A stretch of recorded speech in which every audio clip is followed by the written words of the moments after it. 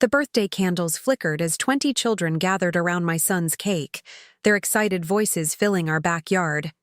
Each child clutched their carefully wrapped present, ready for the gift exchange we'd planned for weeks. But when the moment came for my 7-year-old son Lucas to open his gift from his cousin, he found himself holding an empty box. Not even tissue paper inside. And what happened next left every adult in that yard questioning everything they thought they knew about family. Before we jump back in, tell us where you're tuning in from, and if this story touches you, make sure you're subscribed, because tomorrow, I've saved something extra special for you. Preparing and narrating this story took us a lot of time, so if you are enjoying it, subscribe to our channel. It means a lot to us. Now back to the story. It was supposed to be a perfect April afternoon. The sun filtered through the oak trees in our backyard, casting dappled shadows on the picnic tables I'd decorated with superhero centerpieces. Lucas had been counting down to his 7th birthday for months, and I'd promised him the party he'd always dreamed of, complete with a bounce house, face painting, and his favorite chocolate fudge cake with vanilla buttercream frosting. I'm Emma, and for the past 3 years, it's been just me and Lucas navigating life together. After my husband David passed away from a sudden illness, I threw myself into being both mother and father to our son. Lucas was only 4 when we lost David, and while the grief hit us both hard, that little boy became my anchor to keep swimming when I wanted to sink. David's family, however, was a different story. My mother-in-law, Patricia, had always been cold toward me, even when David was alive.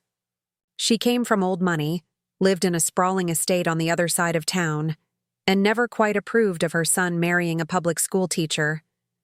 After David died, instead of drawing closer in our shared grief, she became even more distant, treating Lucas and me like an obligation rather than family.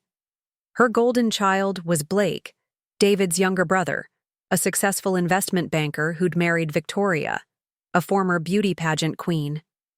Their son, Hunter, was 8, just a year, older than Lucas, and everything about their family screamed perfection. The expensive cars, the designer clothes, the vacation photos from exotic locations that flooded Patricia's Facebook page while she barely acknowledged Lucas's existence. I'd debated not inviting them to the party. The last family gathering had been Thanksgiving, where Patricia spent the entire dinner talking about Hunter's achievements in his private school, while Lucas sat quietly, pushing mashed potatoes around his plate. But Lucas, sweet soul that he is, specifically asked if Hunter could come to his party. "Maybe we can be better friends if we play together more," he'd said with that hopeful innocence that made my heart ache. So I sent the invitation. Patricia RSVP'd for the whole family with her typical terseness. "Will attend, 2 p.m. sharp." No looking forward to it or, "Can we bring anything?" Just cold confirmation. The morning of the party, I was up before dawn, putting finishing touches on the decorations. Lucas bounded downstairs at 6 a.m., too excited to sleep any longer. He helped me arrange the party favors, small bags filled with superhero masks, temporary tattoos, and candy. Each bag had a child's name written in colorful markers, including one for Hunter. "Mom, do you think Hunter will like the party?"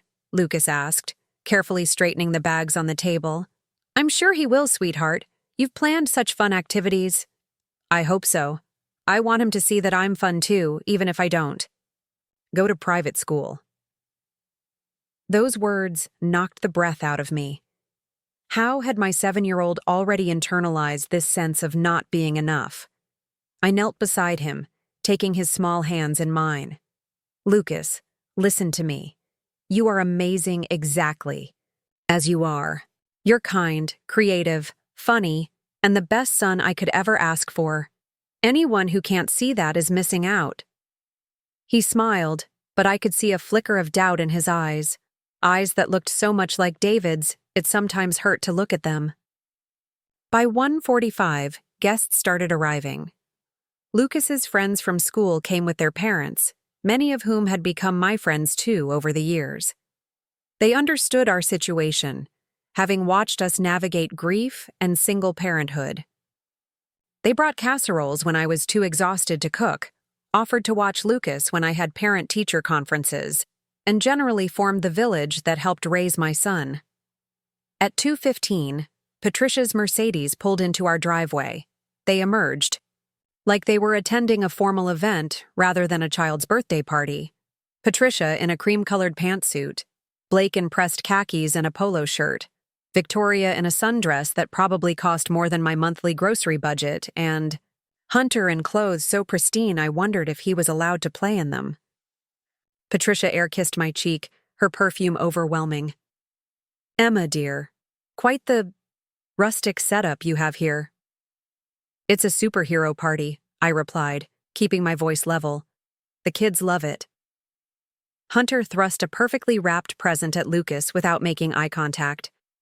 "Here," he said, then immediately walked over to examine the bounce house with obvious disdain. "Thank you, Hunter," Lucas called after him, his enthusiasm undimmed.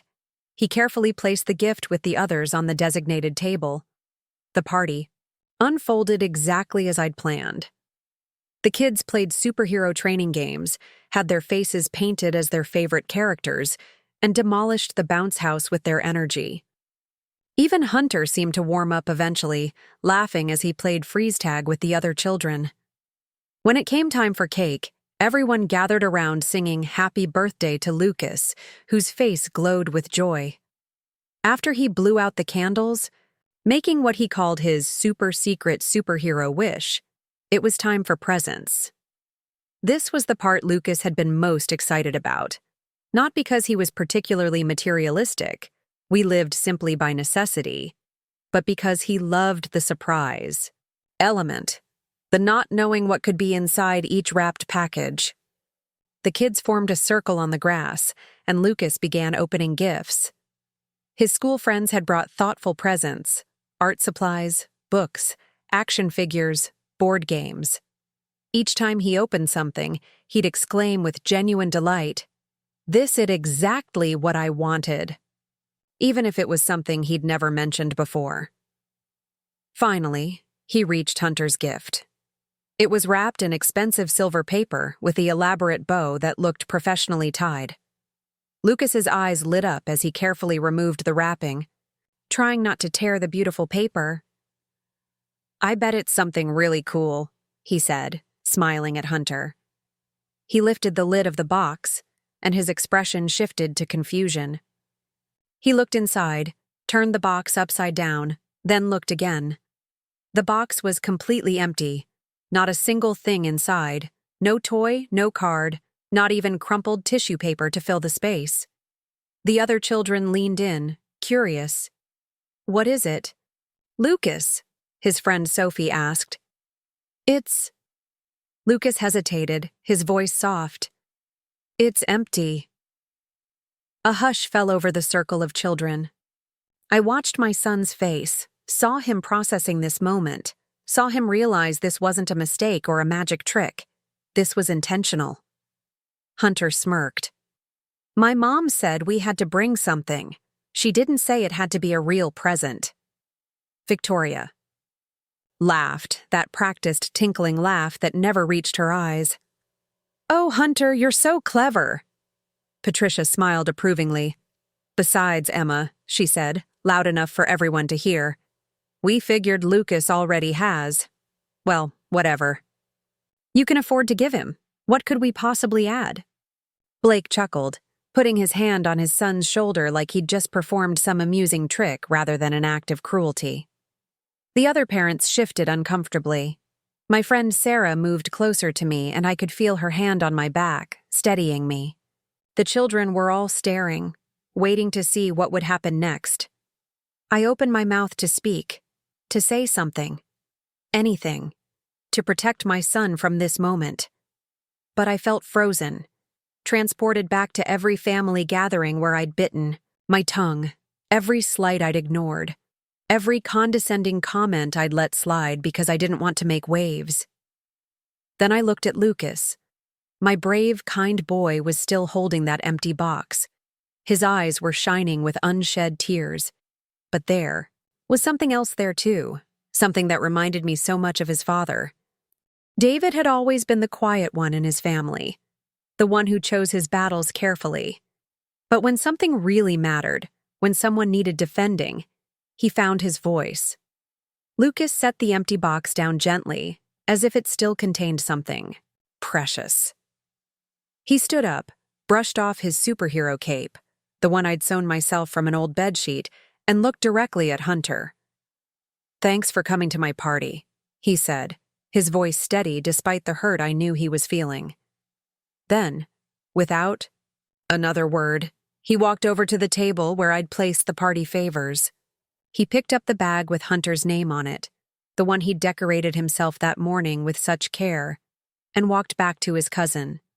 But he didn't hand it to Hunter. Instead, he opened it and started taking items out one by one. He removed the superhero mask, the candy, the temporary tattoos, all the little treasures we'd assembled together. He placed each item carefully on the picnic table. The backyard was so quiet I could hear the distant sound of traffic from the main road. Even the younger children seemed to sense something important was happening. Finally, Lucas held up the empty favor bag. He turned it over, showing everyone that it was now as empty as the box he'd received. Then he handed it to Hunter. "Here's your party favor," Lucas said. "I made it special, just for you." Hunter took the empty bag, his smirk fading as confusion crossed his face. "But it's empty." "Yes," Lucas nodded solemnly. "Now you know how it feels." The silence that followed was deafening. Patricia's perfectly painted lips parted in shock. Victoria's hand flew to her pearl necklace. Blake's confident smile faltered. And Hunter, for the first time since arriving, actually looked at Lucas, really looked at him. I stood there watching my 7-year-old son handle this moment with more grace and wisdom than any of the adults in his life. He didn't yell, didn't cry, didn't throw a tantrum. He simply showed them, in a language they could understand, what their actions felt like. Sarah squeezed my shoulder. Another parent, Jim, cleared his throat and said softly, "That's a pretty powerful lesson, Lucas." Hunter stood there, holding the empty bag, his face cycling through emotions, confusion, embarrassment, and finally, what looked like shame. He glanced at his parents, then back at Lucas, then down at the empty bag in his hands. Hunter started, then stopped. He looked at his mother, who was still too shocked to prompt him with what to say. Lucas waited, patient and calm, his superhero cape fluttering slightly in the afternoon breeze. The other children remained frozen, sensing the weight of this moment even if they didn't fully understand it. Finally, Hunter's shoulders sagged. "I'm sorry," he said, his voice barely above a whisper. "That was mean." Lucas nodded. "It was, but it's okay. Everyone makes mistakes, even superheroes." Something in the air shifted then. Patricia's shock gave way to something else. Was it recognition? Shame? It was hard to tell with someone who'd spent so many years perfecting her mask of superiority. Blake cleared his throat. "Hunter, I think you should. Maybe we should go to the car and get that other present we brought." Victoria turned to her husband, confusion evident on her face, but Blake gave her a look that suggested he understood something she didn't. "Actually," Patricia interjected, her voice uncharacteristically uncertain, "perhaps we should stay for the rest of the party activities. If Emma doesn't mind." All eyes turned to me. This was my moment to take the high road or to finally tell them exactly what I thought of their behavior. I looked at Lucas, who was watching me with those impossibly wise eyes. Of course you can stay," I said. "Everyone's welcome at Lucas's party. Right, birthday boy?" Lucas smiled, that genuine warm smile that could light up a room. "Right. We're about to play superhero freeze tag again. Hunter, you can be on my team, if you want." And just like that, my son extended the olive branch that none of the adults had been brave enough to offer. Hunter hesitated, then looked down at the empty bag still in his hands. Slowly, he walked back to the picnic table and began putting the party favor items back into the bag, one by one. When he finished, he turned to Lucas. Can I still have the party favor? The real one? Of course, Lucas said. I made it for you. I drew a special superhero on yours and everything. As the children ran off to play, the adults remained in an awkward cluster. Patricia approached me, her usual confidence visibly shaken. Emma, that was quite something. Yes, I agreed, not making it easy for her. It was. She fidgeted with her wedding ring, a nervous habit I'd never seen from her before. Perhaps I've been unkind. To you. To Lucas. I waited, years of hurt and frustration bubbling just beneath the surface. But I thought of Lucas, of the grace he'd just shown, and I found my own voice. Not angry, not bitter, just honest. You have been. Ever since David died, you've treated us like we're something shameful, like our grief is contagious. Lucas notices everything. He knows you don't think he's good enough. Patricia flinched. I never meant. You just what? Thought that because I'm a public school teacher and we live in a modest house, we don't deserve your respect? That Lucas isn't worth knowing because he doesn't go to private school or summer in the Hamptons? Blake stepped forward. Emma, please. We didn't realize. Didn't realize what? That a 7-year-old has feelings? That constantly comparing him to Hunter, excluding him, treating him as less than, that all of that might hurt? Victoria clutched her pearls again, a gesture that now seemed more like a security blanket than an affectation. We thought we were just maintaining standards. Standards? I felt my voice rising and forced myself to calm down. The children were playing in the yard, Lucas laughing as he tagged Hunter, who was actually playing along now. The only standard that matters is how we treat each other. Lucas just demonstrated more class and kindness than any of us have shown today. Patricia's eyes welled up. Another first. He's very much like David, she said softly. David always knew how to shame us with his goodness. Now it was my turn to be surprised. What do you mean? She sighed, suddenly looking older, more fragile. David was always different from us. Kinder. More interested in people than possessions. We never understood it. I suppose I've been punishing you both for reminding me of what I lost. What we all lost. The admission hung in the air between us. I thought of David, of how he'd always seen the good in people, even his difficult family.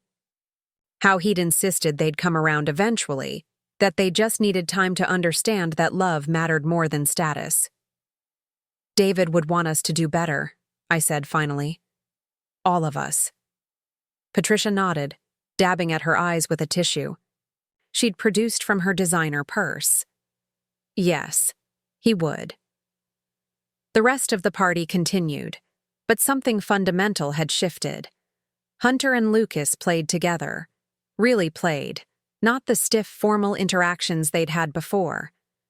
He even asked Lucas about his favorite superheroes and listened with genuine interest to my son's detailed explanations of their various powers and origin stories. The other parents, who'd witnessed the whole scene, were extra kind to both boys, making sure to include Hunter in the games and conversations. It was as if everyone recognized that something important had happened and wanted to nurture this fragile new beginning.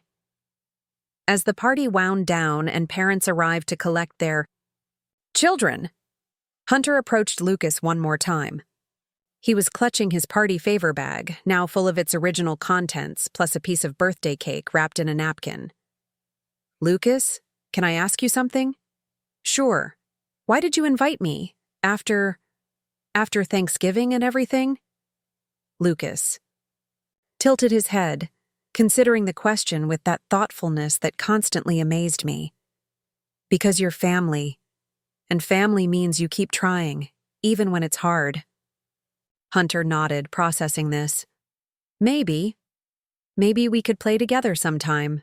Not just at parties? Lucas's face lit up. Yeah, we could have a superhero training academy. I could teach you all the best moves. As the family prepared to leave, Patricia lingered by the door. She watched the two boys making plans, then turned to me. Emma, I owe you an apology. A real one. Not just for today, but for everything. Since David. I know, I said, because I did know. Grief makes people do strange things. Build walls where there should be bridges. Would you and Lucas consider coming to dinner next weekend? Just family. No pretense, no judgment. Just family. I looked at Lucas, who was now showing Hunter his collection of superhero drawings. My son, who'd handled cruelty with wisdom and met emptiness with understanding. We'll be there, I said. After all the guests had left and the yard was quiet again, Lucas and I sat on the porch swing, watching the sunset paint the sky in brilliant oranges and purples. I'd saved his cake for this moment. Our tradition of having a quiet celebration. Just the two of us, after the party ended. You know, I said, running my fingers through his hair, I'm incredibly proud of how you handled today. That was a very grown-up thing you did. Lucas leaned against me, his small body warm and solid. I was really sad at first, Mom, when I opened the empty box. I know, baby. I was sad for you. But then I remembered what you always say, that what matters isn't what people give you, but who you choose to be. And I didn't want to be someone who was mean back just because someone was mean to me. I felt tears prick my eyes. Where did you get so wise?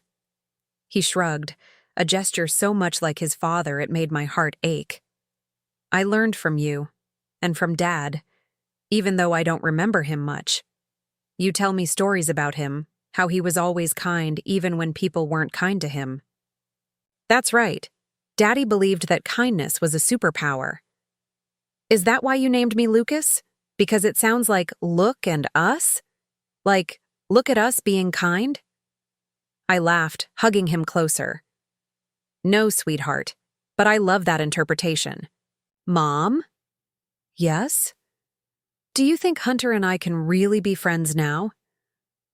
I thought about the question. About the complexity of family relationships and the long journey toward healing. I think today was a good start. Sometimes people need to see themselves clearly before they can change. You helped Hunter see himself today. By giving him the empty bag? By showing him how his actions felt to others. That's a gift, Lucas, even if it came in an empty package. He giggled at that, the sound light and free. So I did give him a present after all. The best kind, the kind that might actually change something. We sat in comfortable silence for a while, watching the stars appear one by one in the darkening sky. Inside the house, the phone rang. I knew without checking that it would be Patricia, already following up on her dinner invitation, already trying to rebuild what had been broken. Should I answer it? I asked Lucas. He considered this with his characteristic thoughtfulness. Yeah, superheroes always give people second chances. As I went inside to answer the phone, I could hear Lucas on the porch, making up a song about kindness being the strongest superpower of all. And I thought about how a 7-year-old's wisdom had done what years of adult grudges couldn't. Opened a door to forgiveness, understanding, and maybe even love. The empty box that had threatened to ruin his birthday had instead become the catalyst for something beautiful. My son had turned a moment of cruelty into a lesson about empathy, handling it with more grace than any of us adults could have managed. When I picked up the phone, Patricia's voice was different, softer, uncertain, real. Emma, I just wanted to say, thank you for raising such an extraordinary boy. David would be so proud. He would be proud of Lucas for giving his family Another chance, I replied. Yes, she agreed, her voice thick with emotion. He really would.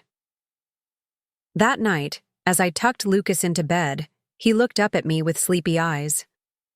Mom, today was the best birthday ever. Even with the empty box? Especially with the empty box, because it made everything else feel full. And in that moment, I understood that my son had grasped something profound about life, loss, and love. Sometimes the empty spaces teach us the most about what really matters. Sometimes what looks like nothing can become everything if we're brave enough to transform it. As I turned off his light and closed the door, I whispered a thank you to David, wherever he was. Our son was going to be just fine, more than fine. He was going to be extraordinary, and maybe, just maybe, he'd already started healing our broken family, one empty box at a time. The days following Lucas's birthday party felt different, charged with possibility. But I should have known that change, real change, doesn't happen overnight. It comes in waves, with undertows that can pull you back just when you think you're making progress. The dinner invitation from Patricia had seemed like a breakthrough, but as Saturday approached, my anxiety grew. I found myself second-guessing everything: what to wear, what to bring, how to prepare Lucas for what might be another disappointing encounter with his father's family. Mom, you're doing that thing again, Lucas observed from the kitchen table, where he was working on his weekend homework. What thing?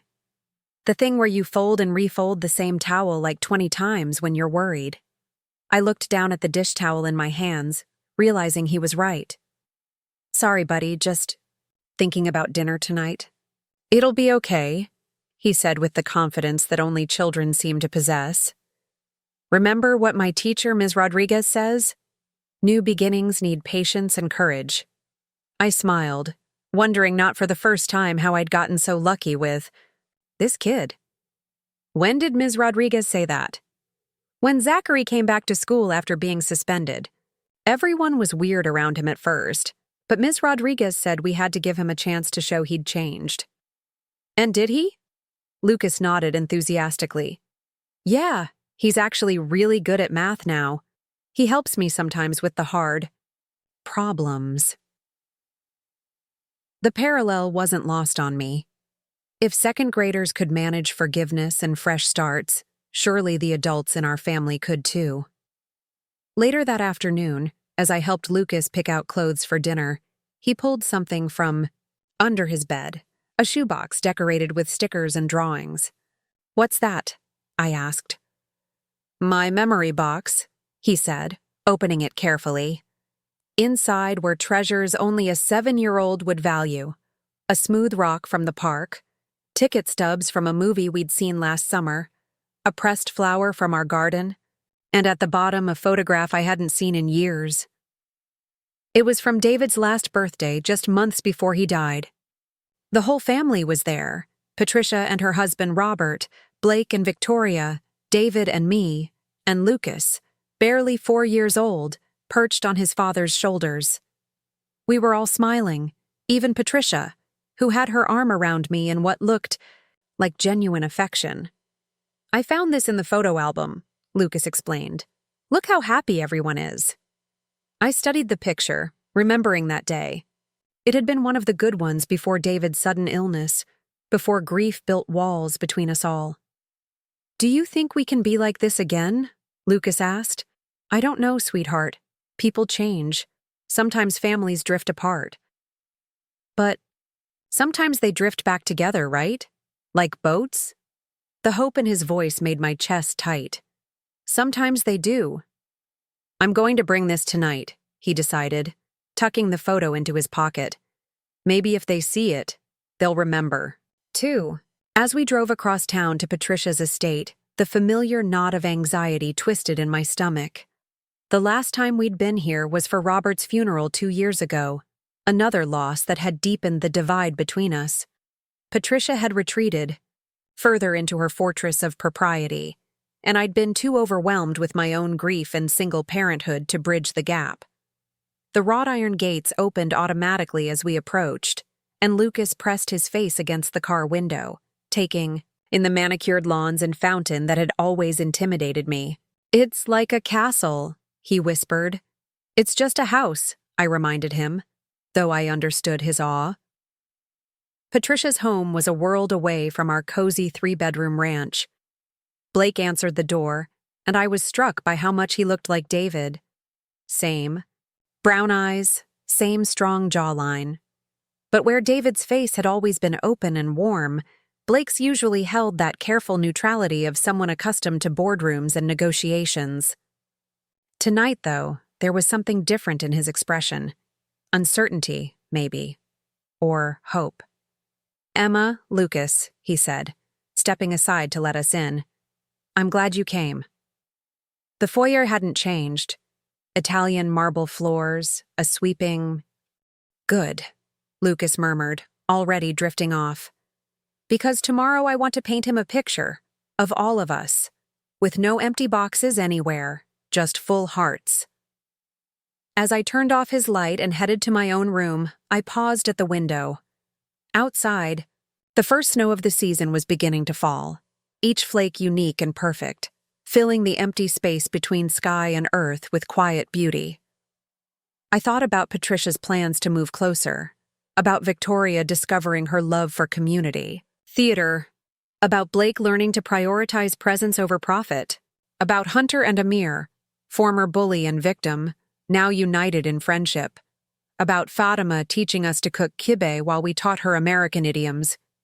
Most of all, I thought about Lucas, my remarkable son who had looked at an empty box meant to shame him and saw instead an invitation to teach, who met cruelty with creativity and turned rejection into reconciliation. That empty box hadn't just changed our family gathering, it had revolutionized our understanding of what family could be. Not a closed circle of shared DNA, but an ever-expanding embrace of shared humanity. Not a fortress against difference, but a garden where diversity bloomed. Tomorrow, there would be new challenges. Hunter would face setbacks in his journey toward consistent kindness. Amir would encounter other bullies. Patricia would slip occasionally into old patterns. We all would. But we had tools now. Empty. Boxes waiting to be filled with grace, understanding, and the kind of love that transforms. As snow continued to fall, I whispered a prayer of gratitude for empty boxes and the wisdom of children who know how to fill them. For second chances and third ones. For the beautiful mess of family in all its forms. And for a 7-year-old boy who turned a birthday slight into a movement of the heart, teaching us all that sometimes the greatest gifts come wrapped in nothing at all, just empty space waiting for us to fill it with everything that matters. The call came on a Tuesday morning in March, just as I was preparing Lucas's breakfast. It was the principal of Jefferson Elementary, Dr. Martinez, and her voice carried an unusual urgency. "Mrs. Thompson, we have a situation. Could you come to the school?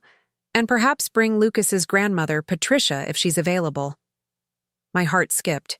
"Is Lucas okay?" "He's fine, but there's been an incident involving several students, and Lucas has taken an unexpected leadership role. We need to discuss how to proceed."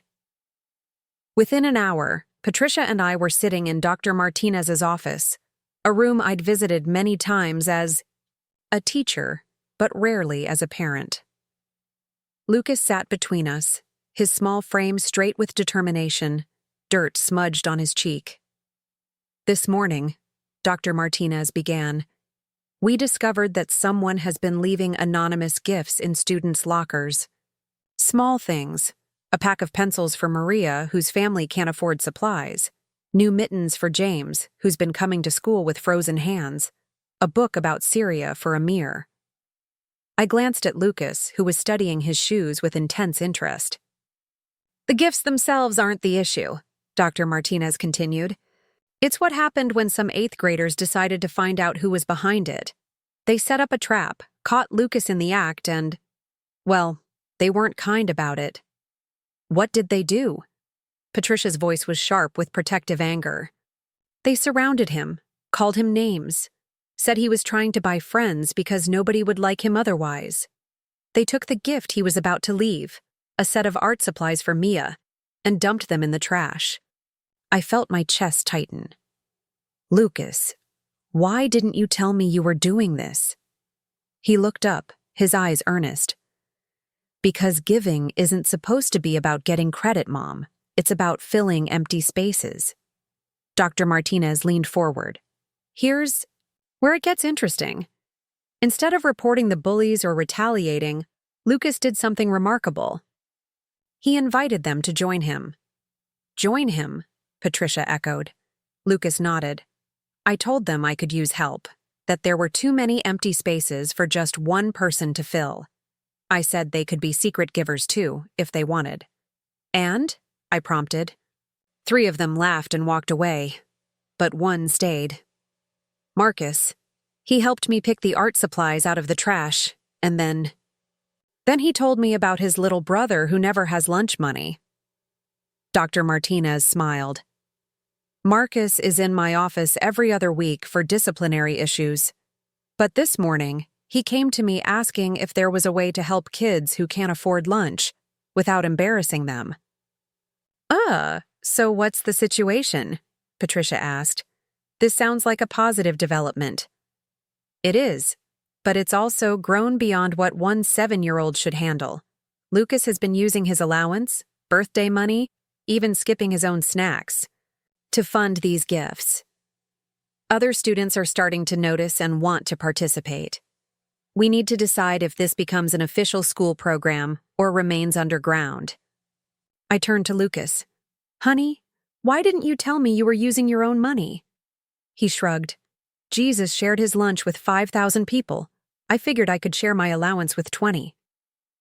Patricia made a small sound, half laugh, half sob. Out of the mouths of babes. Dr. Martinez pulled out a folder. I've documented some of the impacts. Attendance is up among students who've received gifts. 3 kids who were considering dropping out have stayed. There's been a marked decrease in bullying reports. And yesterday, I overheard 2 5th graders discussing whether they had anything in their lockers to give to others. He started something, I murmured. Something that could transform our school culture, Dr. Martinez agreed. But it needs structure, adult supervision, and proper funding. I'm proposing we create an official empty box initiative, a program where students can anonymously request help or offer it. With Lucas as a student ambassador, Patricia suggested. If you're comfortable with that, Dr. Martinez nodded. He's already shown remarkable leadership. Lucas's eyes widened. Really? But I'm just a 2nd grader. Sometimes the youngest voices speak the loudest truths, Dr. Martinez said. What do you think, Lucas? Would you help us turn your secret giving into something bigger? He considered this carefully. Can it still be mostly secret, the giving part? Because that's what makes it special. Absolutely. We'll maintain anonymity while creating proper channels for donations and distributions. That evening, our family gathered for an emergency dinner to discuss the proposal. Blake arrived with a briefcase full of legal documents about nonprofit structures. Victoria brought her theater connections, suggesting fundraising performances. Hunter sat next to Lucas, protective and proud. You know, Blake said, reviewing his notes, we could set up a foundation, the Empty Box Foundation. Make this bigger than just one school. Let's start small, I suggested. See how it works, at Jefferson before expanding. Patricia, who had been quiet, suddenly spoke. I'll fund the first year entirely. Consider it a memorial to David. He would have loved this. The room fell silent. It was the first time Patricia had offered to create something in David's name since his death. Really, Grandma? Lucas asked. Really. And I think we should have a launch event, a community dinner where people can learn about the program and contribute. Over the next month, the Empty Box Initiative took shape. The school installed a beautifully painted donation box, decorated by Lucas and his art class, where students could leave supplies, notes, or requests for help. A committee of teachers and parent volunteers managed the distributions, always maintaining anonymity. The launch dinner was held in the school gymnasium, transformed by Victoria's theater friends into a warm, welcoming space. Tables were decorated with centerpieces of empty boxes filled with paper flowers made by students. Lucas gave a speech that brought tears to every adult eye. Empty boxes aren't sad things. They're like blank pages. You can fill them with any story you want. Some people see empty and think nothing. But I see empty and think anything. And when Hunter gave me an empty box at my birthday, I felt hurt at first. But then I realized he gave me the chance to show him what empty boxes could become. Now we're all filling boxes together. Every time you help someone without them knowing who did it, you're writing a love letter to the world. And the best part? The world writes back. Are you ready for all this? I asked. Helping to lead a statewide program is a big responsibility. He leaned against me, suddenly looking every bit the 8-year-old he was. Sometimes I get scared, Mom. What if I mess up? What if people stop believing in empty boxes? I pulled him closer. Remember what you said about candles? How sharing your light doesn't make it smaller. This is like that. You've lit something that can't be put out now. Even if you stepped away tomorrow, the idea would keep spreading. Like Dad's love. The question caught me off guard. What do you mean? Well, Dad's not here, but his love still is. It's in how Grandma Patricia changed. It's in how Uncle Blake teaches Hunter to be kind. It's in how you help everyone, even when you're tired. Empty boxes get filled with what lasts, not just what fits. I kissed the top of his head, breathing in his little boy's scent mixed with garden dirt and sunshine. You know what? I think Dad sent us that empty box at your birthday. Lucas tilted, his head up. Really? Really. He knew we needed to learn something important.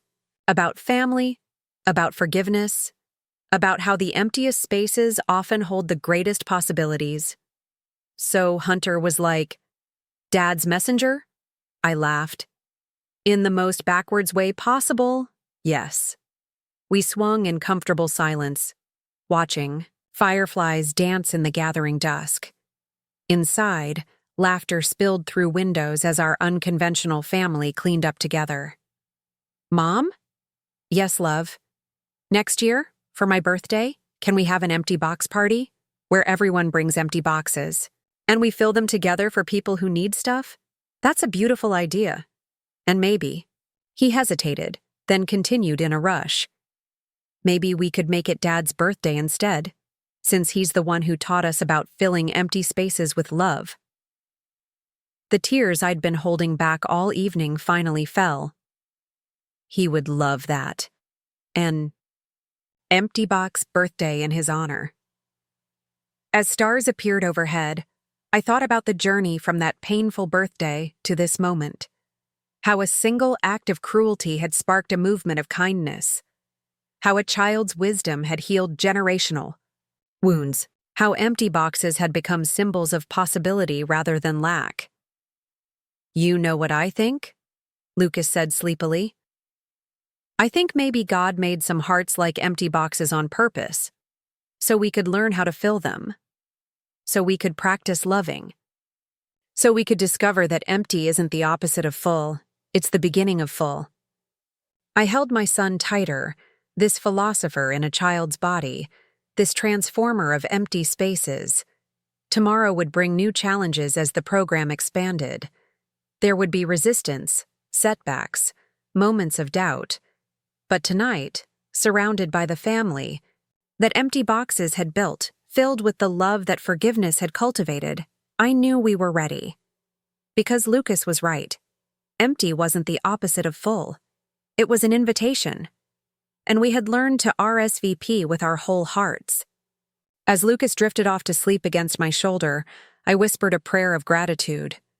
For empty boxes and full hearts, for childlike wisdom and second chances, for the beautiful truth that sometimes our greatest gifts come wrapped in nothing at all. And somewhere, I was certain, David was smiling, watching his legacy unfold in ways none of us could have imagined. An empty box at a child's birthday had become a movement of the soul, teaching us all that the spaces between us aren't voids to be feared but bridges waiting to be built. The empty box that threatened to break a little boy's heart had instead broken open a whole community's capacity for love. And that, I thought, as I carried my sleeping son inside, was the kind of miracle worth believing in. Up next, you've got 2 more standout stories right on your screen. If this one hit the mark, you won't want to pass these up. Just click and check them out.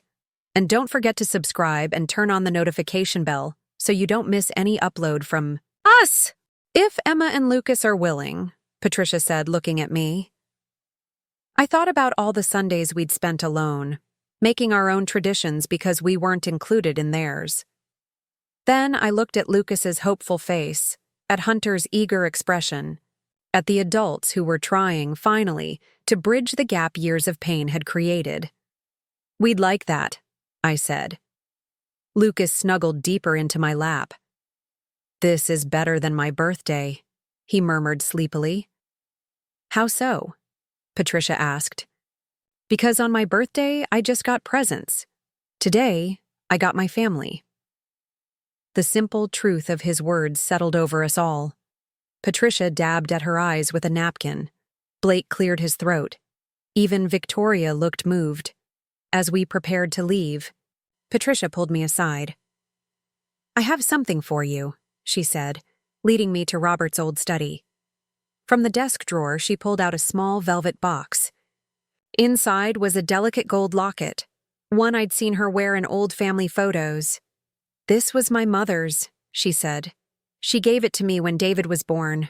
I always meant to pass it on to his wife, but I held on to it.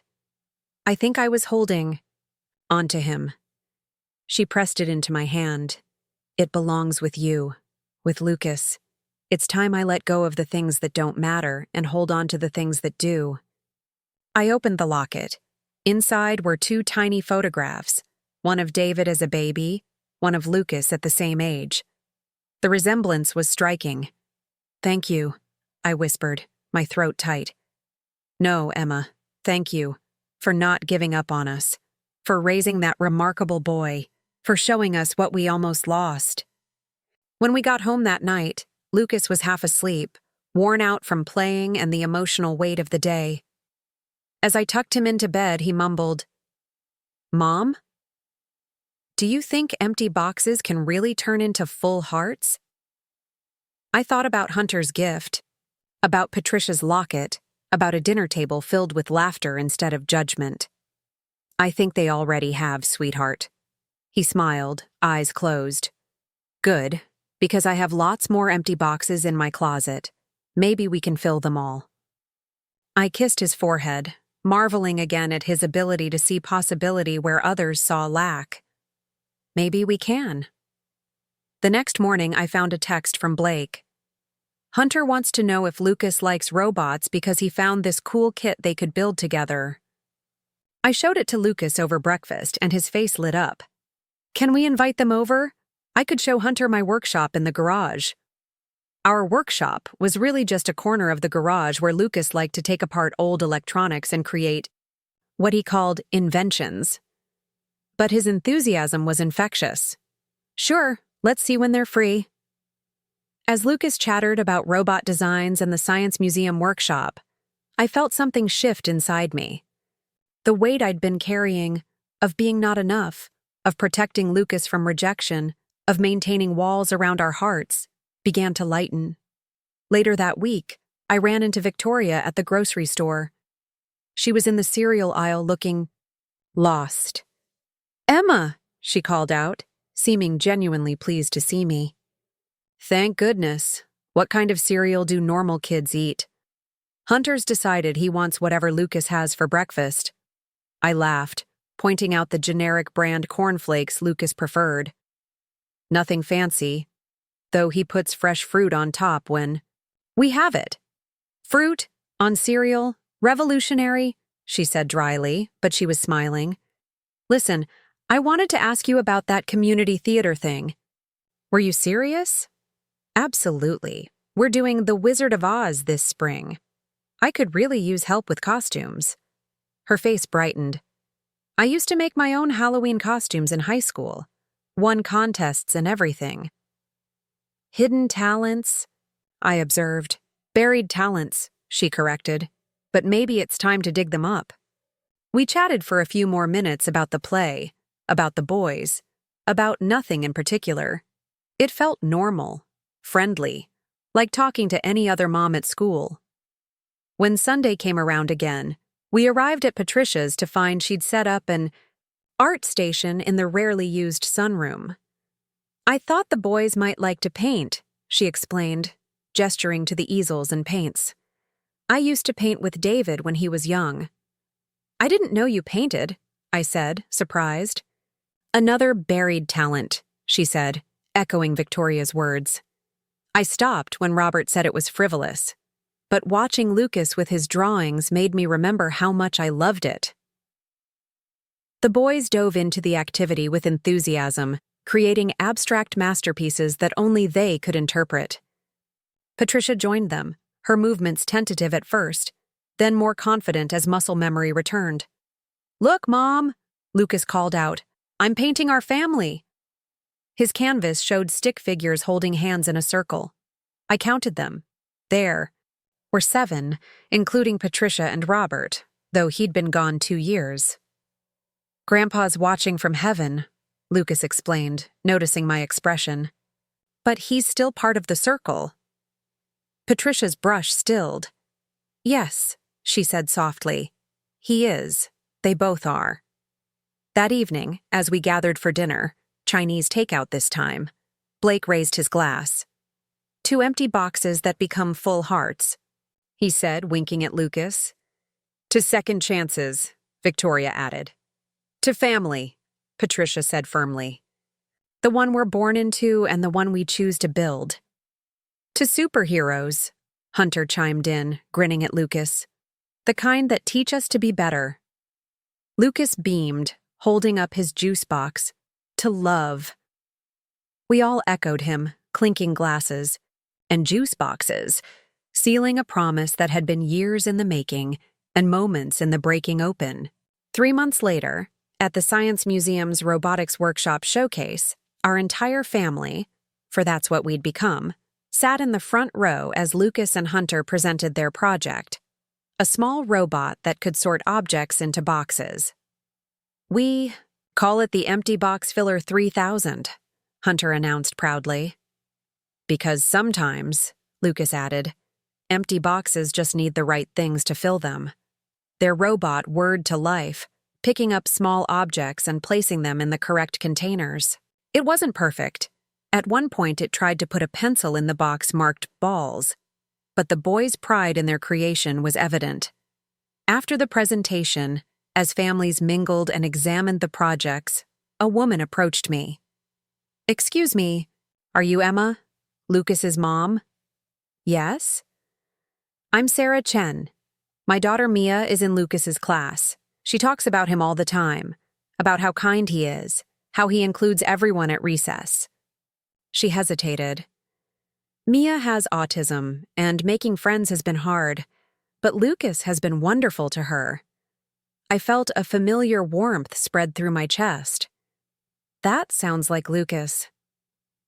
The thing is, Mia's birthday is next month, and she wants to invite Lucas, but she's worried he won't come because she's different. Of course he'll come, I assured her. Lucas doesn't see different as bad. He sees it as interesting.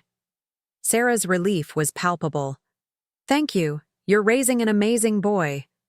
As she walked away, Patricia appeared beside me. You know, she said thoughtfully, I used to think success was about achievement, status, the right connections.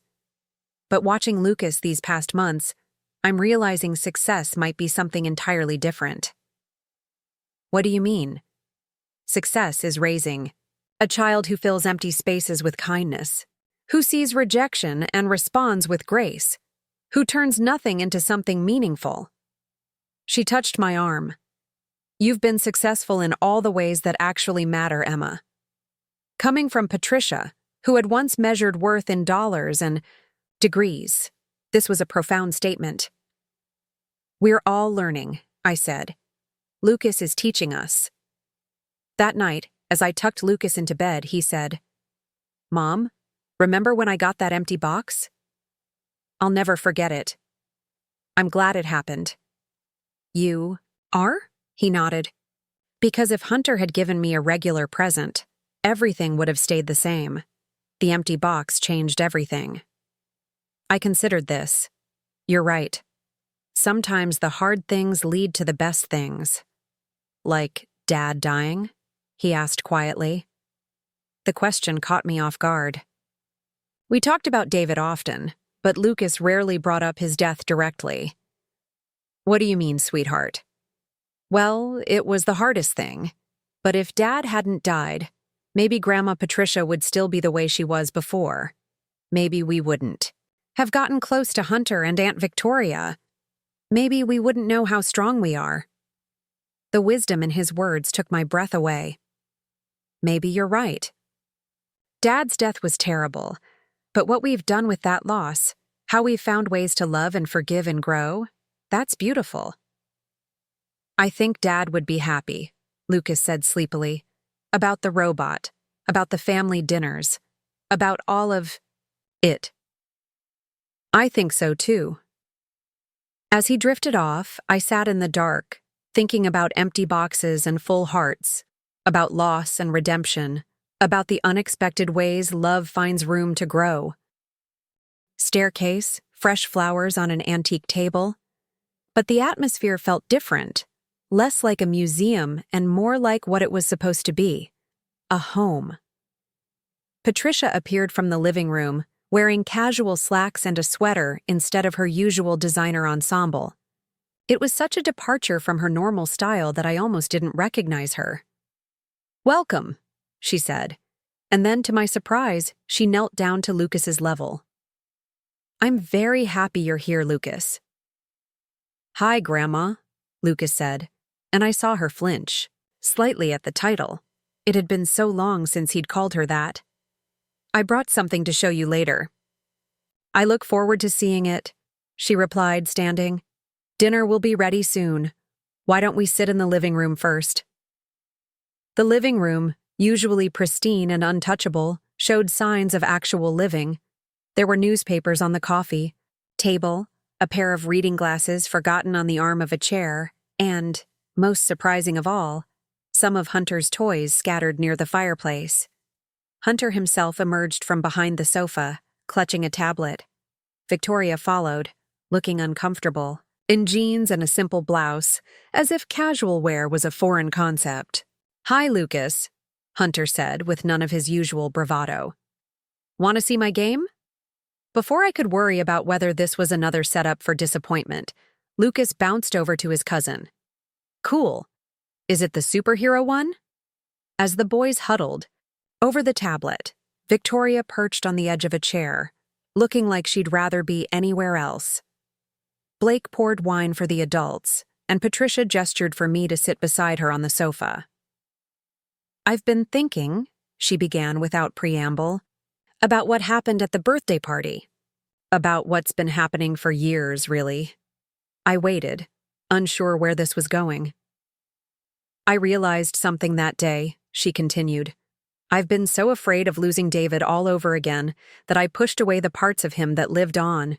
You and Lucas. The honesty caught me off guard.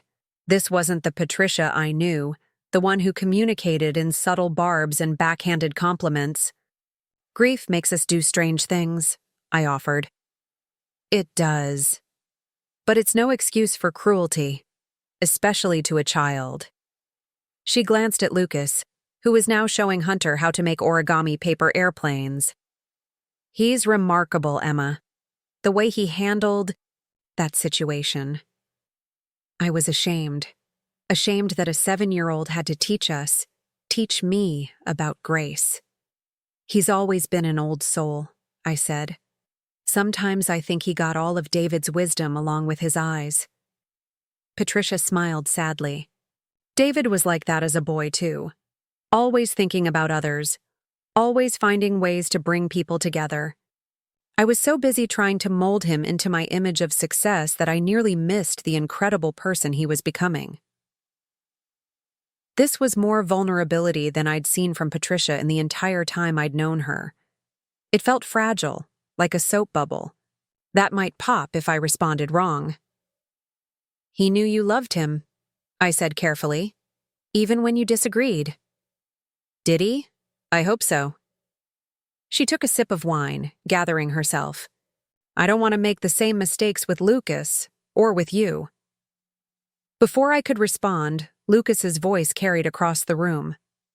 Grandma, can I show you what I brought now? Of course, dear. Lucas came over, Hunter trailing behind curiously. From his pocket, Lucas produced the photograph, slightly creased now from the journey. Look, he said, holding it out to Patricia. This is from Daddy's birthday. Everyone was happy. Patricia took the photo with trembling hands. I watched. Emotions play across her face.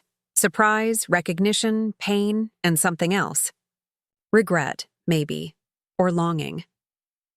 I remember this day, she whispered.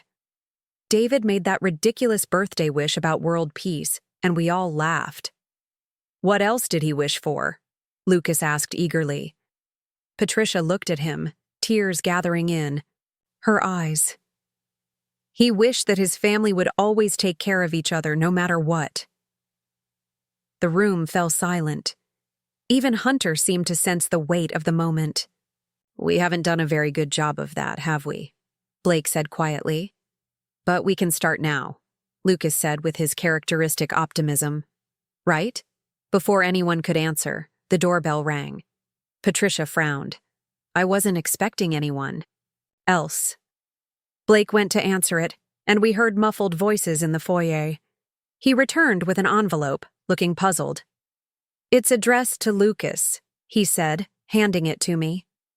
The envelope was cream-colored, expensive paper, with Lucas's name, written in elegant calligraphy. No return address. Can I open it? Lucas asked, bouncing with excitement. I nodded, curious myself. He tore into it with 7-year-old enthusiasm and pulled out a card. Inside was a gift certificate to the city's science museum, specifically for their new robotics workshop, something Lucas had been talking about nonstop since seeing a commercial for it. Who's it from? Victoria asked, peering over his shoulder. Lucas read the card aloud. For Lucas, may you always turn empty boxes into full hearts. Happy birthday. From a friend who learned. We all looked at each other, confused. Then I saw Hunter's face flush red. It was me, he admitted quietly. Well, my dad helped. We ordered it online and had it delivered today. Lucas's eyes widened. Really? But why? Hunter squirmed under everyone's attention. Because I felt bad about the empty box, and because I want to be the kind of cousin who gives real presents, not empty ones. Lucas launched himself at Hunter, wrapping him in a hug that nearly knocked the older boy over. This is the best present ever. Will you come to the workshop with me? Hunter looked startled, then pleased. Yeah, okay. If that's allowed. Of course it's allowed, Patricia said firmly. In fact, I think we should all go. Make it a family outing. The suggestion hung in the air, revolutionary in its simplicity. A family outing, together, like normal families did. I'd like that, I said, meaning it.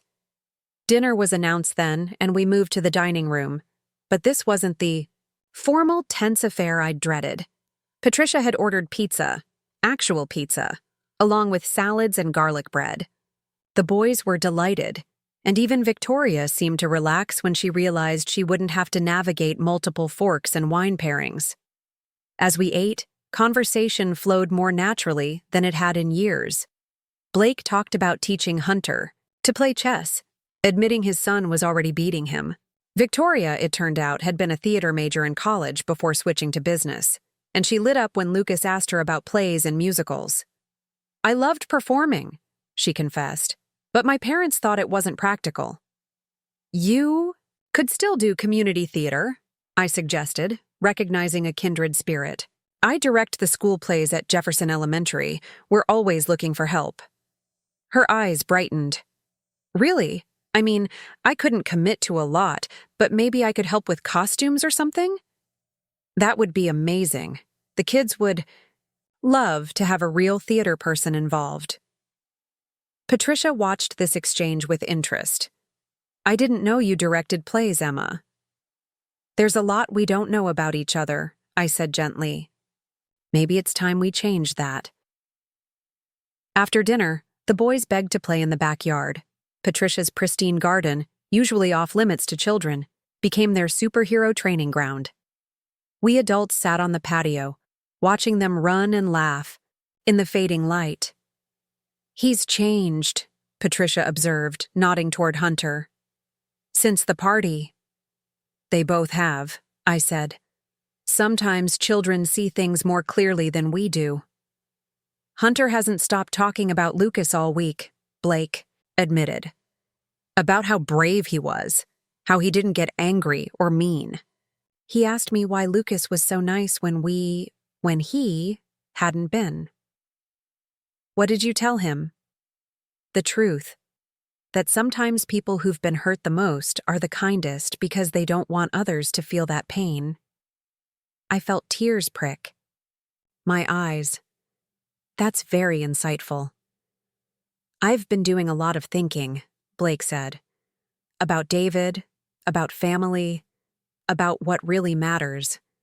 Success is empty if you don't have people to share it with." Victoria reached for his hand, and I saw a look pass between them that spoke of private conversations, of reevaluating priorities. "We've decided to make some changes," she said. "Cut back on work travel, spend more time as a family, maybe even look into public schools for Hunter." Patricia raised an eyebrow but didn't object. Progress, indeed. As darkness fell and the boys came inside, tired and grass-stained, Lucas climbed into my lap. "Mom, can we do this again?" "I hope so, baby."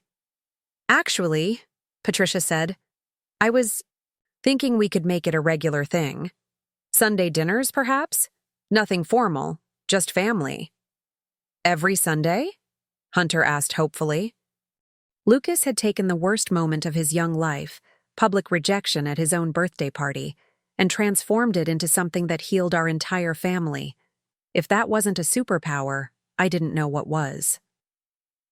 The next morning, a package arrived at our door. Inside was a set of professional art supplies and a note in Patricia's elegant handwriting. "For the artist in the family, may you always see the world through eyes that find beauty in empty spaces.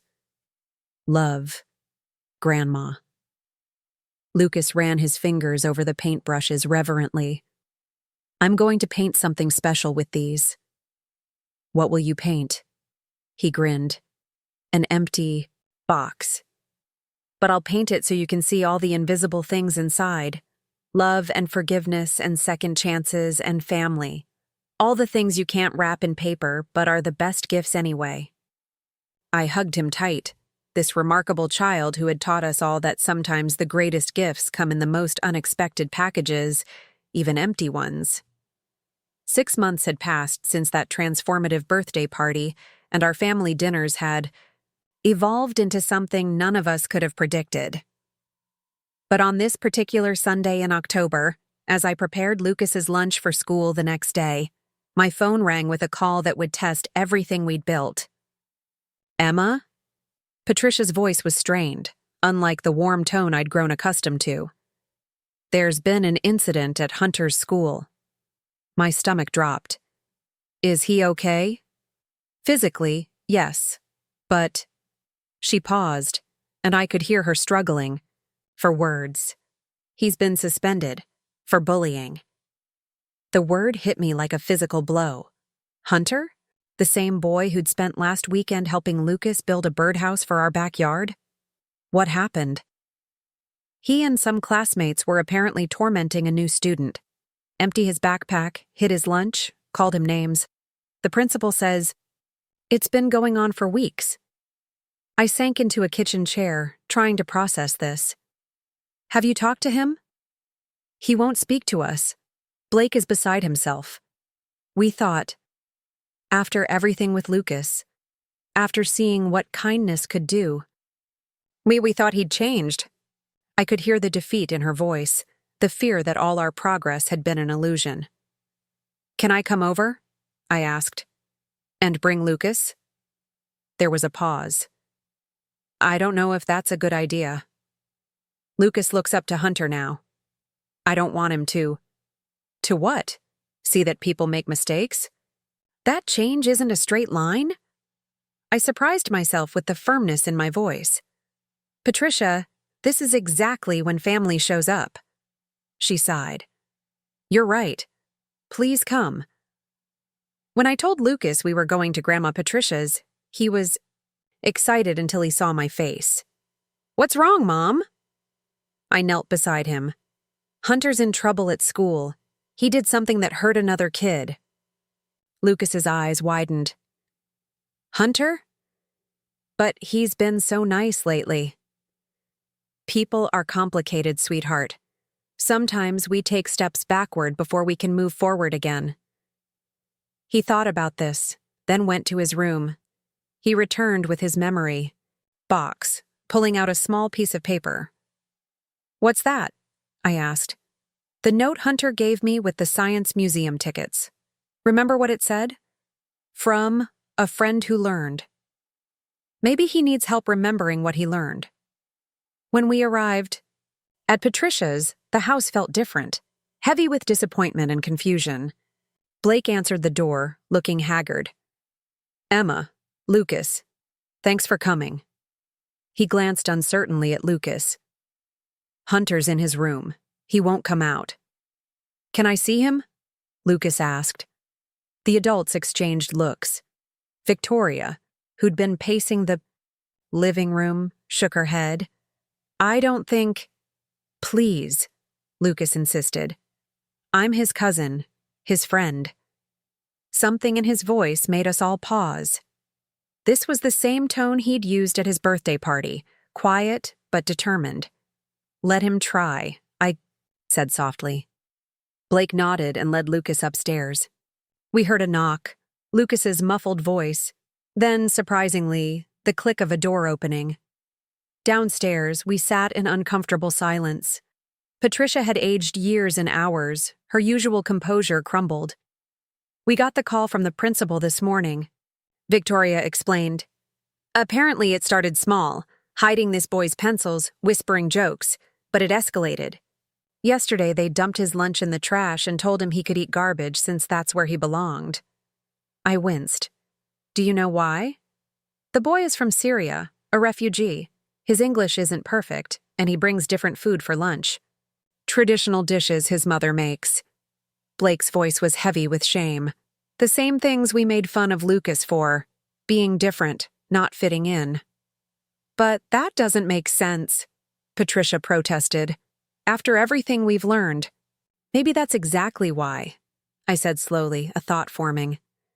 "Sometimes when we change, we're so afraid of sliding back that we overcompensate. Or we see our old selves in others and lash out."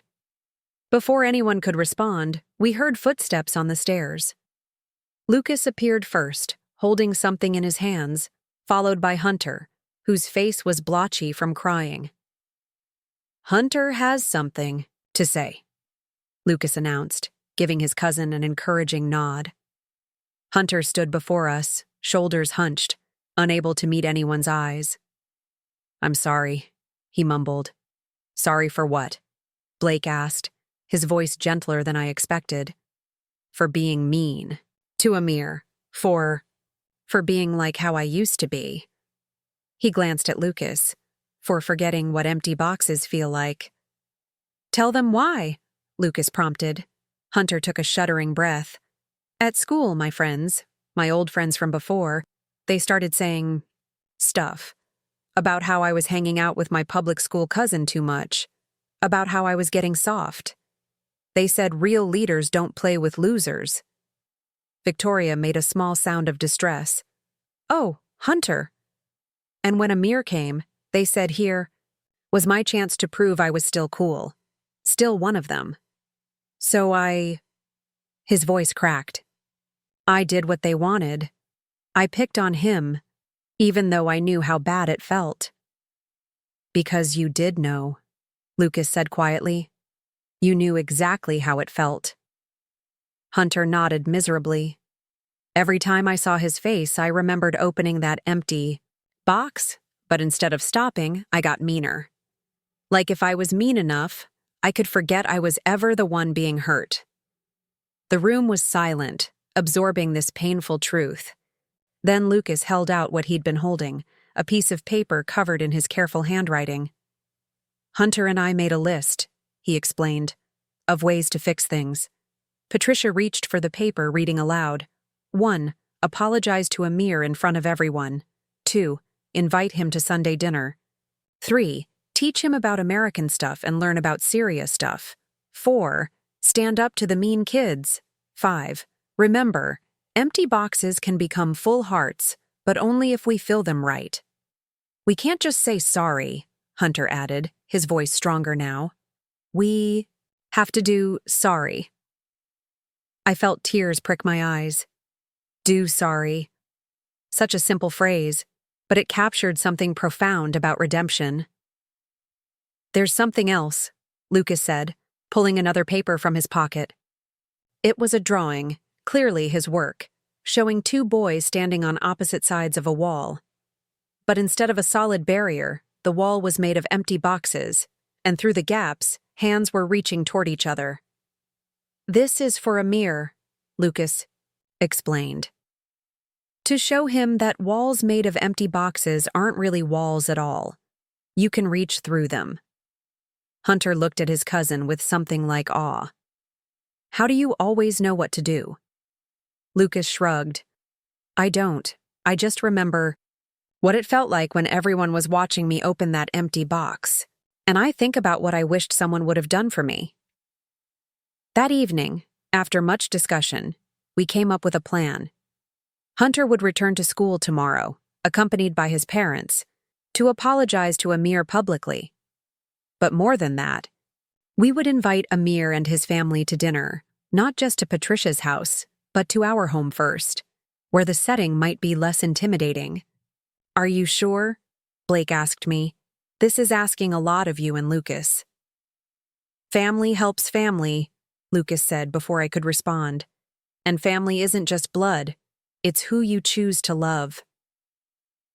The next afternoon, I picked Lucas up from school, to find him waiting with a thin boy with dark hair and worried eyes. Mom, this is Amir, Lucas announced. The initiative's impact was immediate and profound. Within weeks, the empty box concept spread beyond material needs. Students started leaving encouraging notes for classmates who seemed sad. Teachers found anonymous appreciation cards on their desks. The 8th grade bullies who had confronted Lucas? 2 of them became the program's most dedicated volunteers. Marcus, the former troublemaker, emerged as Lucas's unlikely protector and co-conspirator. Together, they mapped out the school's empty spaces, the lonely corners where kids ate lunch, alone, the bathroom where 7th grade girls cried after mean comments, the playground bench where new students sat hoping for friendship. One afternoon, I arrived early to pick up Lucas and found him and Marcus sitting with a kindergartner who was sobbing by the swings. They said my shoes were ugly, the little girl hiccuped. They're my brother's old ones. We can't afford new.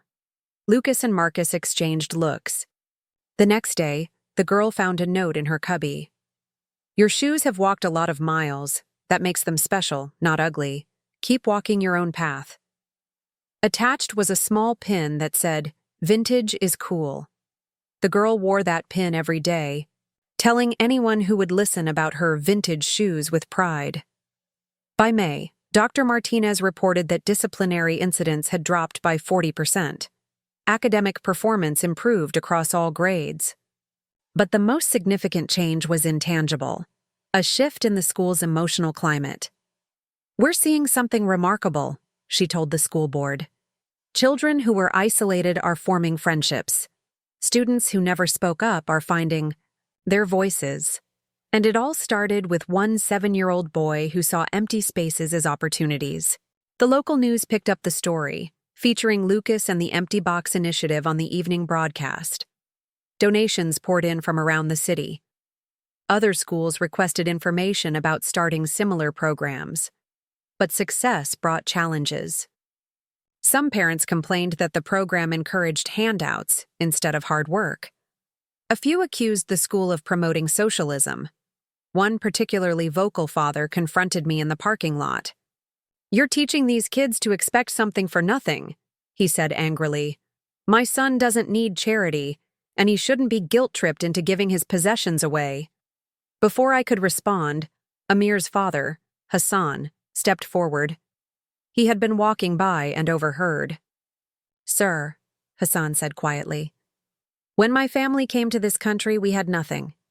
Your son's classmates filled our empty boxes with welcome. Now my wife cooks for the community dinners. I volunteer at the school.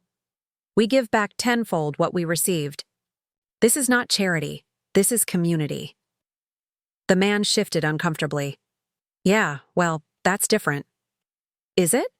Patricia's voice came from behind us. She had arrived to pick up Lucas for a grandmother-grandson afternoon. "When my grandson received an empty box at his birthday, he could have become bitter. Instead, he chose to ensure no child would feel that emptiness again. Your son isn't being forced to give.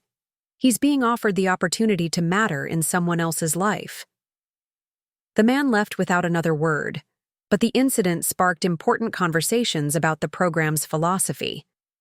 At the next community meeting, Lucas addressed the concerns with his characteristic wisdom. "Some people think giving means you have less," he said. "But that's like saying if you light someone else's candle, your flame gets smaller. It doesn't.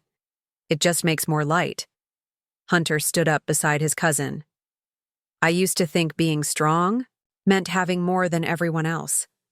But Lucas taught me that real strength is making sure everyone has enough."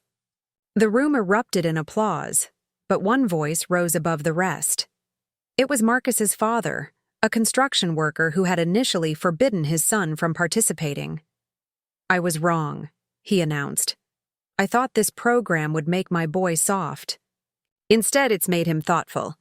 Yesterday, he used his own money to buy groceries for our elderly neighbor." When I asked why, he said, "Dad, her box looked empty. I've never been prouder." As spring turned to summer, the Empty Box Initiative evolved. Students created a skills exchange where kids could offer to teach what they knew, from skateboarding to coding, in exchange for learning something new. The art students designed courage cards with encouraging messages for anyone facing challenges. One particularly moving development was the Memory Box project for students who had lost loved ones. Kids decorated boxes and filled them with comforting items, photos, poems, small tokens for grieving classmates. "It's like a hug you can keep," Lucas explained when asked about the project's origin. "When my dad died, I felt like I had this huge empty space inside. But people filled it with stories about him, with love, with reminders that I wasn't alone. Everyone deserves that." On the last day of school, Dr. Martinez called another meeting. This time, she had representatives from the state education department with her. "The Empty Box Initiative has caught statewide attention," she announced. "They want to implement it as a pilot program in 50 schools next year." I felt a mixture of pride and concern. That's wonderful, but how do we maintain the spirit of what Lucas started? This was never about programs or recognition. It was about seeing needs and meeting them, human to human. Lucas, who had been quietly drawing, looked up. Maybe each school could have kids help plan it, not just grown-ups. Because kids see empty spaces that adults sometimes miss. The state representatives exchanged glances. Would you be willing to help train these student leaders, Lucas? He grinned. Only if Hunter and Marcus and Amir can help too. And Mia, and Sarah, and… We get the idea? Dr. Martinez laughed. Team Empty Box. That summer, Patricia surprised us all by selling her mansion and buying a modest house 3 blocks from ours. Too many empty rooms, she explained. I'd rather have a full heart in a small space than an empty one in a palace. She turned her new backyard into a community garden where kids from the Empty Box initiative could grow vegetables for families in need. Lucas spent hours there, learning about plants and patience. Gardens are like people, Patricia told him one afternoon as they weeded tomatoes. They need tending, nourishment, and sometimes they need support to grow tall. And love, Lucas added. They need love. Especially love, she agreed. By August, as we prepared for the new school year and the program's expansion, I found Lucas in his room, surrounded by papers and markers. What are you working on? Letters, he said, to the kids at the new schools. So they know this isn't about rules or grown-up stuff. It's about seeing hearts, not just faces. About filling spaces, not just boxes. I sat beside him, reading over his shoulder. Dear new Empty Box friend, maybe you think you're too young to change things. Maybe someone told you kids can't make a difference. But here's a secret. Empty boxes listen better to small hands. They know we see magic where grown-ups see nothing. They know we can fill spaces with imagination and kindness and the kind of love that doesn't need reasons. Start small, notice who sits alone, see who needs a pencil, share your snack, leave kind notes. Do it secretly at first if you're shy. The magic isn't in being seen, it's in seeing others. Remember, every heart is a box. Some are full of hurt, or fear or loneliness.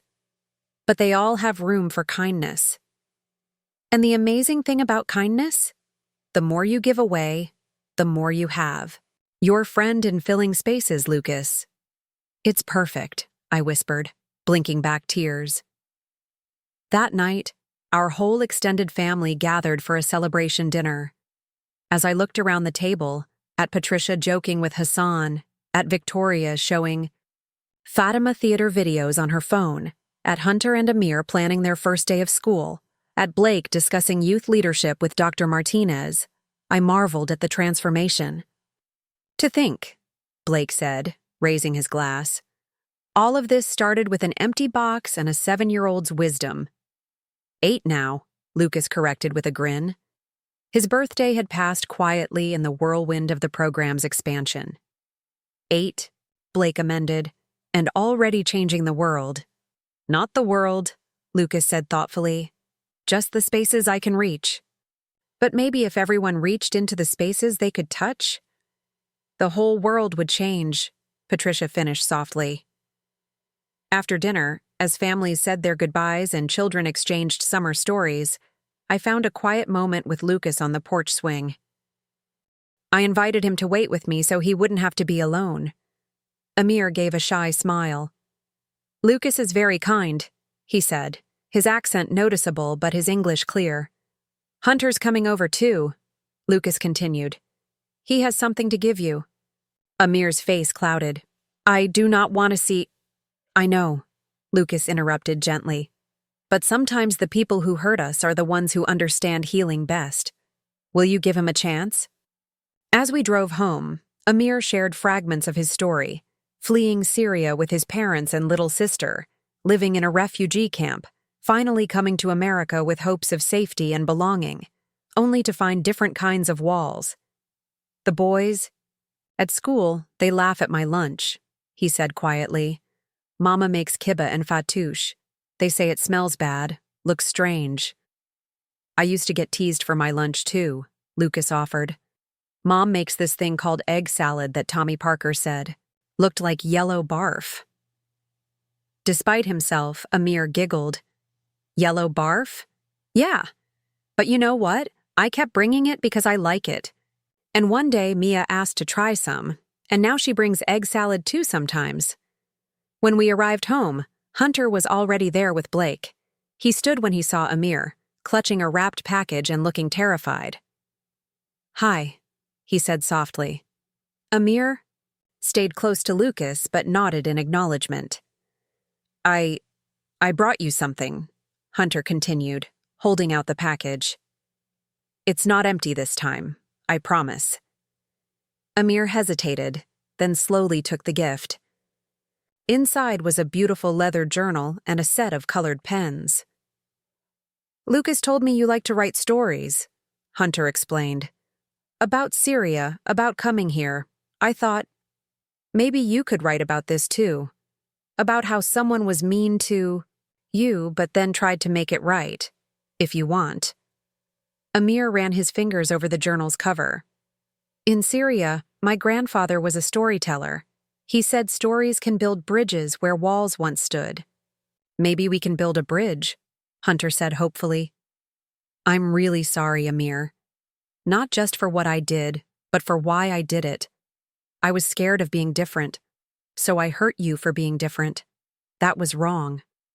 Amir looked at him for a long moment.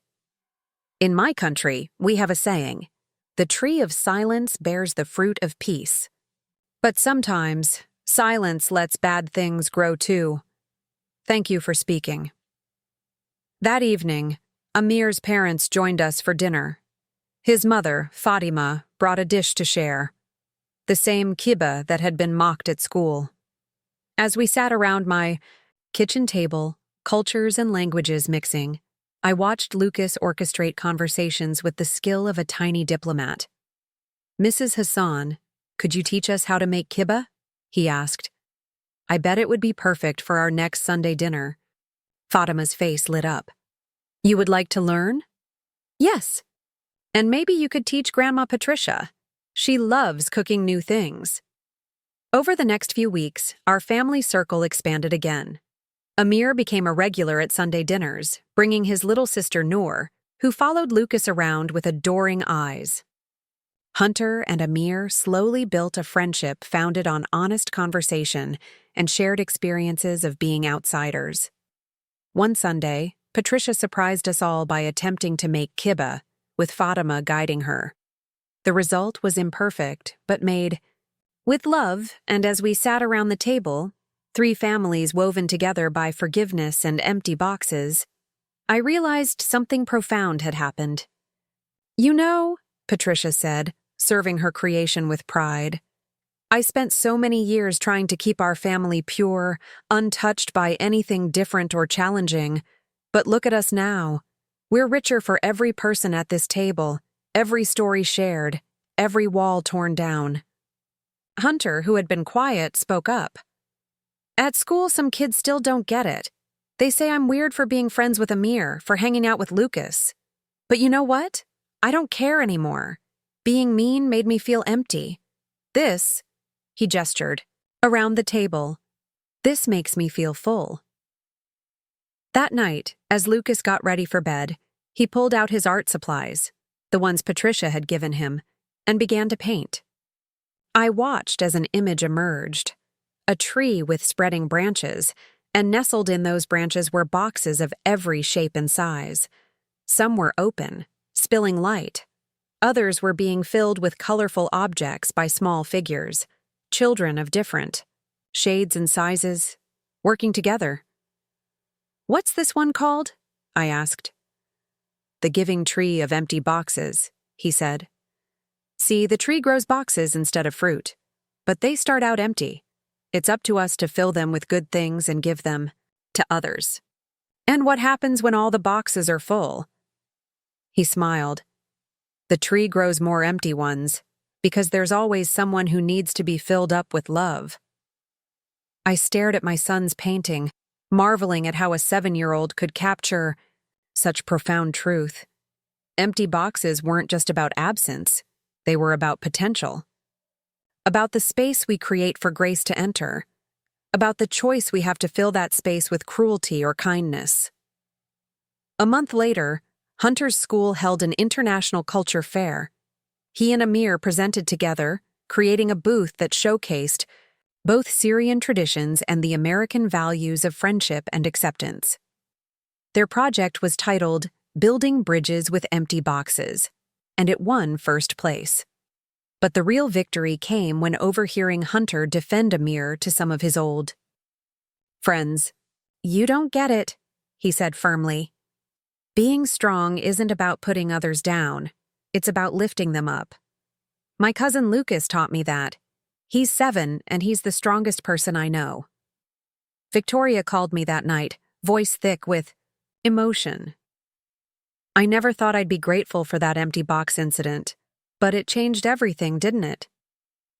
It created space, I agreed. Space for growth, for understanding, for love to fill the gaps.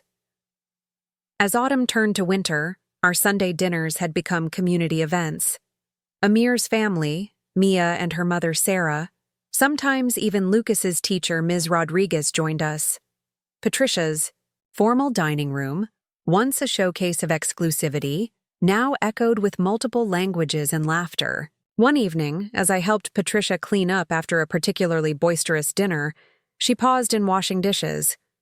"I've been thinking of selling this house," she said quietly. I looked at her in surprise. "Really?" "It's too big for just me. And it holds too many memories of who I used to be. I want something smaller, cozier, maybe closer to you and Lucas." "What changed your mind?" She smiled, looking out the window where Lucas and Amir were showing Noor how to catch fireflies. "I realized home isn't about impressive addresses or perfect rooms. It's about having space at your table and in your heart for everyone who needs it." "Patricia," I said impulsively, "thank you." "For what?" "For changing, for showing Lucas that people can grow at any age, for becoming the grandmother he deserves." Her eyes filled with tears. "I'm the one who should thank you. You and Lucas didn't just preserve David's memory. You expanded it. You showed me that love isn't about holding tight to what was, but opening up to what could be." That night, I found Lucas at his desk, working on a new drawing. This one showed a heart made entirely of empty boxes, with people of all ages placing different items inside: a flower, a book, a musical note, a star. "It's beautiful," I said. "What inspired this one?" "I was thinking about how hearts are like boxes too," he explained. "They start out empty, and we fill them with experiences and people and memories. But the cool thing is, hearts can always make room for more. They're never really full." I kissed the top of his head, breathing in his little boy scent of grass and crayon wax. "How did you get so wise?" He grinned up at me. "I learned from my mom, and from empty boxes, and from making mistakes, and from second chances." "What's the most important thing you've learned?" He considered this seriously. "That empty doesn't mean broken, it just means ready to be filled with something wonderful." As I tucked him into bed that night, I thought about all the empty boxes we'd encountered, the literal one at the birthday party, the emotional ones we'd carried as grief, the spaces in our family where love should have been. Each one had become an opportunity for transformation. "Mom?" Lucas's sleepy voice interrupted my thoughts. "Yes, sweetheart?" "Do you think Dad knows about all of this? About how we turned something mean into something beautiful?" I smoothed his hair back, feeling the familiar ache that came with memories of David. "I think he knows, and I think he's proud. Not just of what we've done, but of how we've done it, with kindness, patience, and open hearts.